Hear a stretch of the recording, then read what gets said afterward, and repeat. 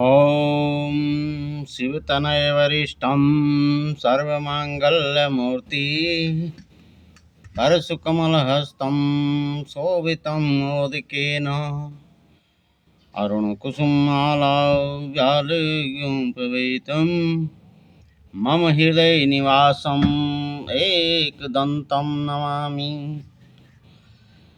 असति गिरिशमस्यात् कज्जलं सिन्धुपात्रे सुरतरुवरुशाखा लेखनी पत्रं रवि लिखति यदि गृहीत्वां शारदा सर्वकालं तदपि तव गुणानां मीश पारं नयाति च। प्रिय मित्रों, सादर अभिवादन, नमन। आशा है आप सकुशल सानंद होंगे, सपरिवार से सकुशल होंगे। आज की वीडियो में, आज की वार्ता में जो आने वाली कल अक्षय नवमी है, अक्षय तीज है, तो अक्षय तीज के उपलक्ष्य में यानी परशुराम जयंती के उपलक्ष्य में आपको दो शब्द बताने जा रहा हूँ। जैसे कि आप जानते हैं, हिंदू धर्म में कई पर्व, कई त्योहार आते हैं, चले जाते हैं, और धार्मिक आस्था के कारण जो है ये पर्व जो है यहाँ पर पूजे जाते हैं। इन्हीं में से एक स्वयं सिद्ध मूर्त है अक्षय नवमी, अक्षय तीज। जो यह अक्षय तीज स्वयं सिद्ध मूर्त कहलाता है। इस दिन भगवान परशुराम की जयंती मनाते हैं। पूरे भारतवर्ष में, पूरे विश्व में तो परशुराम जयंती की पूर्व संध्या पर आपको बहुत शुभकामनाएं। मित्रों, परशुराम भगवान एक ब्राह्मणों के जो है गुरु थे। ब्राह्मण कुल में जन्मे, भृगु कुल में जन्मे। ये महर्षि जमदग्नि जी के पुत्र एवं इनकी माता का नाम रेणुका था। ये 4 भाई थे और वेदों में, पुराणों में बताया गया ये क्रूर स्वभाव के व्यक्ति थे, क्रूर स्वभाव के योद्धा थे। इनको भगवान का दर्जा मिला हुआ था। बचपन से ही बड़े साहसी, क्रूर और बड़े विशेष प्रकार के बालक थे। आगे चल करके जिन्होंने अपनी वीरता दिखाई, अपना साहस दिखाया। आप जानते हैं कि भारत कई प्रकार के लोगों से, कई प्रकार के साम्राज्यों से गुलामी की कगार पर रहा। तो इन्होंने जो है धर्म पर जो है अधर्म पर धर्म की विजय का प्रतीक झंडा फहराया। कहते हैं कि 21 बार इन्होंने जो है क्षत्रियों का वध किया और अधर्मी राजाओं को जो है ठिकाने लगाया। ऐसा नहीं कि इन्होंने क्षत्रियों का वध किया,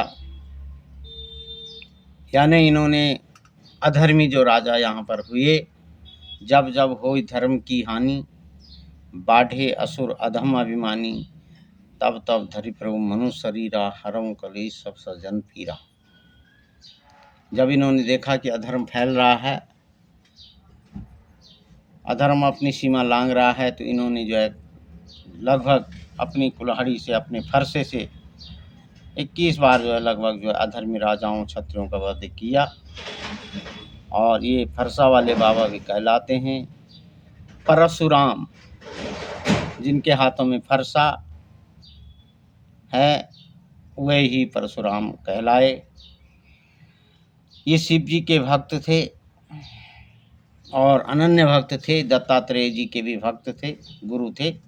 दत्ता दत्तात्रेय जी के शिष्य थे।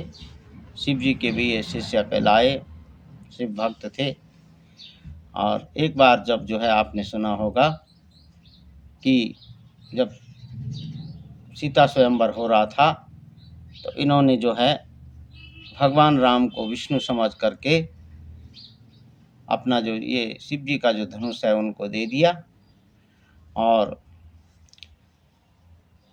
उनको जो है भगवान विष्णु मान करके दे दिया। परशुराम भगवान बड़े धार्मिक प्रवृत्ति के लोग थे, प्रवृत्ति के व्यक्ति थे। पुराणों में कहीं पर आया है कि एक बार की बात है, जमदग्नि ऋषि तपस्या कर रही थे और माता रेणुका जो है पानी भरने के लिए कहीं भेजी जमदग्नि ऋषि जी ने। तो पहले के ज़माने में जो है पानी जल को जो है मटके में भी लाते थे, जो ऋषि महर्षि होते थे। तो मटके में पानी ला रही थी, मटका अचानक जो है भर करके गिर गया। कहीं नदी के किनारे गंधर्व स्नान कर रहे थे, गान कर रहे थे। तो माता रेणुका वहाँ पर थोड़ा रुक गई। माता रेणुका को देर आने का कारण जमदग्नि ऋषि कुछ अपने मन में शंका करने लग गए। अपने चारों बेटों को जो है, पांचों बेटों को जो है कह करके बोले कि जाओ भाई अपनी माँ को लेकर के आओ, देखो वो कहाँ रह गई। चार भाइयों ने जो है मना कर दिया। तो भगवान परशुराम ने मना नहीं किया, वो आज्ञाकारी थे, मातृ पितृ भक्त बालक थे। तो इन्होंने कहा कि पिताजी मैं अभी जाता हूँ, अभी पता करके लाता हूँ माता कहाँ है। तो जाते हैं, देखते हैं घड़ा फूटा हुआ है, पानी का घड़ा, माता वहाँ पर खड़ी है, गंधर्व गान कर रही थी। माता को कहा कि पिताजी ने कहा कि आ जाओ, लेकर के आते हैं। तो जमदग्नि ऋषि परशुराम भगवान को कहते हैं कि भाई इनका जो है गर्दन उड़ा दी जाए, इन्होंने जो है उन गंधर्वों को क्यों देखा, वहाँ पर क्यों रुकी। तो भगवान परशुराम गुस्से के आवेश में आकर के, क्रोध के आवेश में आकर के माता की गर्दन उड़ा दी। कहते हैं कि क्रोध और जो गुस्सा होता है वो अग्नि से भी बढ़ कर के होता है। तो इन्होंने जो है बाद में पछतावा किया। जमदग्नि ऋषि ने अपने अन्य चार पुत्रों को कहा कि तुम पत्थर हो जाओ। वे चारों पत्थर हो गए, माता की मृत्यु हो गई। परशुराम भगवान सोचने लग गए कि मैंने क्या कर दिया। तो मित्रों, जाको राखे साइया मार सके न कोई, बाल न बांका कर सके सो जग बैरी हो। कहते हैं कि जिनको जो है भगवान परीक्षा लेता है, परशुराम भगवान बोले आपने ये क्या कर दिया। तो जमदग्नि ऋषि जी कहते हैं कि बेटा कोई बात नहीं, मैंने क्या कर दिया क्या नहीं किया। अब आप एक जो है आप अपने लिए एक वर मांगो, जिससे अब मैं आपको एक वर दे सकूं, वो अक्षय हो जाएगा। परशुराम जी ने कहा कि अगर आप वर देना ही चाहते हैं तो मुझे एक जो है वर दीजिए कि मेरी माता जीवित हो जाए, मेरे जो ये चारों भाई पत्थर हैं ये भी जीवित हो जाए। पिता के लिए मुसीबत की घड़ी आई। पिता ने कहा ये इसने क्या कह दिया, देना तो पड़ेगा ही। रघुकुल रीत सदा चले आई, प्राण जाई पर वचन न जाई। तो जमदग्नि ऋषि जी ने कहा कि ऐसा ही होगा। तो तुरंत माता के जीवित हो गई। जो चार भाई पत्थर बने थे वो भी जीवित हो गए। तो कहते हैं कि परशुराम भगवान जो हैं एक बड़े क्रूर स्वभाव के, दयालु प्रवृत्ति के, धर्मपरायण व्यक्ति थे और अधर्म पे ये जो हैं कदापि अधर्म की ये जो है कदर नहीं करते थे। तो आज भी मैं ज़्यादा न कह कर के जो है परशुराम जयंती के संबंध में इतना ही कहूँगा कि आप परशुराम भगवान की जयंती मनाएं, उनके आदर्शों पे चले और जहाँ पे अधर्म हो रहा है वहाँ पर अपनी आवाज़ उठाएं।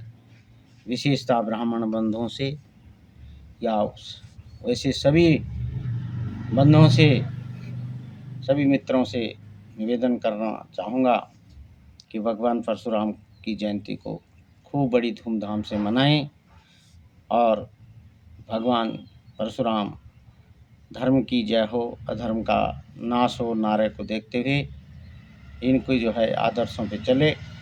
आज देखने में आता है कि विप्रजन जो है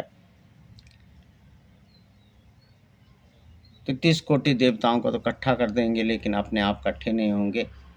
तो विशेष आग्रह विप्र बंधुओं से, ब्राह्मण बंधुओं से और सभी अन्य लोगों से भी कि आप जो हैं भगवान परशुराम की जयंती को मनाएं, एकजुट होकर के मनाएं। आज आप देख रहे हैं कि सवर्णों की दुर्गति हो गई है, इनके लिए कोई स्थान नहीं है। ब्राह्मणों की जो है बड़ी दयनीय स्थिति हो गई है। लोग जो हैं इनको जो है एक निम्न वर्ग के व्यक्तियों की तरह जो है मानने लग गए हैं, जबकि ब्राह्मण देवाधीन जगत सर्वे मंत्राधीन च देवता ते मंत्रा ब्राह्मणाधीन तस्मात् ब्राह्मण देवता।